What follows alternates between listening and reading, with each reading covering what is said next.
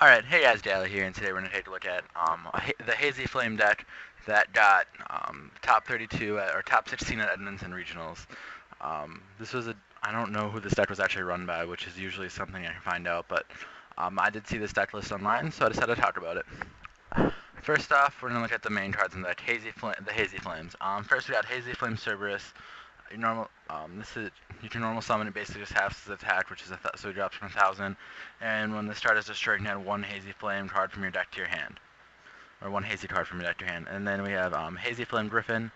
If your opponent chose a monster and all monsters on your side of the field and in your graveyard are fire and only fire, you can special summon this card from your hand. Your opponent cannot target this card with card effects. So basically, this guy is a guy you just kind of normal. If your opponent has no cards on, if you're playing all fires, which is basically what he was doing here, except for a couple edge seeds, then you can just normal summon this guy from your hand. I mean, which is pretty nice.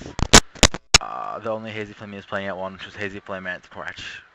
Your opponent now targeted this card with card effects once per turn. During either player's turn, you can send one fire monster, except from this card from your hand, or face up from your side of the field to the graveyard. This card cannot be destroyed by card effects this turn. So basically, this guy's just like. It looks like he's just 10 in protection. It has his own like built-in protection. I know this one is really good. Cannot be successful summon except by a Hazy Flame monster effect. Your opponent cannot target this card with card effects. You can send one fire monster from your hand to the graveyard and tribute this card. Special summon two Hazy Flame monsters from your deck. Okay, yeah. So basically, he's just tribute himself. Special summon two Hazy Flame monsters. And then the main guy, like the main advantage card on the deck, Hazy Flame Sphinx. So basically, same thing all other Hazy Flames have, where it cannot be you cannot target this card with card effects. Then you just mill one. If you call it Monster Spell Trap, right, you can add it back to your hand. Or no, special summon one fire monster from your hand. And then you just kind of need the deck just gets advantage from there, especially if you can get Perite, and I've played versus deck a couple times. And then you got three direct Wybus. He's playing this to get Lodgy and Dolk on board, and it was a fire monster. And I think it's not a target of Flamebell Fire Dog. What are the target? He's got Cerberus. I think Cerberus and this. I thought there was one other that was a target. Maybe I'm wrong. Whatever. So then you can get three Cerberus out and instantly make a play a Hazy Flame Bacillitrice, which is pretty nice. Three direct Rivals make Lodgy Dolk, obviously, and then Pyro Rex, because the deck does have good control of the graveyard since he's maining two Rekindlings. Obviously, your staples, Dark Hole, Heavy Storm, Triple Lance. I'm pretty sure he just wanted to be able to protect his main cards. And then one Hazy Pillar, or three Hazy Pillars, because it's obviously one of the main cards in the deck. So you can normal summon your Hazy Flames without having to set for them, and it's searchable off Cerberus when it dies. And then you got the triple MST. He wanted to get rid of as much back row as possible, so I'm guessing the Pot of Avarice to recycle his deck, Rekindling, because he does have 5 targets in here, plus probably some extra deck stuff, if I'm not mistaken. I thought one of his extra deck cards does work there. I guess not. And then for his spells, she's got Breakthrough still. I'm pretty sure the reason for Breakthrough still is because he wanted Veilers, but he can't run Veilers in this deck without hindering, which one is it? I think it's hindering his Hazy Flame Griffin, so he can't run that. Then he's got Hazy Glory. Basically, it's kind of like the same thing except for Hazy Flame, except for the normal summon part. But you can send this card from the graveyard to target one Hazy card in your graveyard, except Hazy Glory, and add that card to your hand. So basically, you can just send this to the graveyard and add like your Griffin to hand summon it, or you can add the Sphinx if you need it, whatever you need. And then for the other two traps, you just run a Mirror Force and Torrential. Side deck Battle Faders. I'm gonna assume you need a Tribute Fodder a lot of the time. Gemini is probably for Dark World and maybe the Mermail Atlantean matchup. I don't know.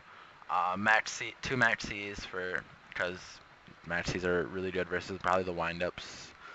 Windup, maybe Mermail Atlantean. Two Soul Takers, just for destruction, probably to get rid of stuff that would stop him, especially something like Christia. Christia maybe didn't need a lot of Dolka. Triple Twister.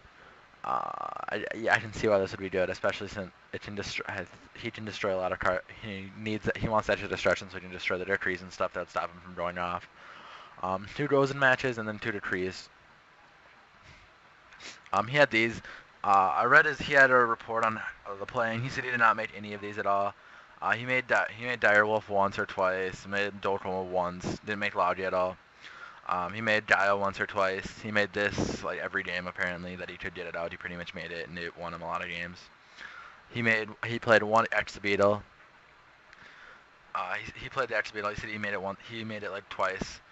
Force Focus I never made. Bounce Tree made like 3 or 4 times, and then Swordbreaker made once or twice. So this chart's basically, but I'm gonna talk about the deck now. This chart's basically the reason the deck stood. It gains 200 attach for each material on it if it has 3 more materials, and you can equip as many as you want to it. And Hazy Flame allows you to add more to the equip as you go through. This chart cannot be targeted by your opponent's chart effects when it has 4, and if it has 5, this chart cannot be destroyed by a chart effect. Basically, this thing becomes unkillable, especially with the back row. I don't know how you would kill this thing. If I'm not sure what I would, I don't know how you'd have to maybe like run it over. But if you got 5 on it, I don't think it actually can die. Maybe if you had like, I have no idea how you would get rid of this thing if it had everything on it. I'm sure there's ways, but yeah, it really doesn't look like there's a good out to this card in general right now.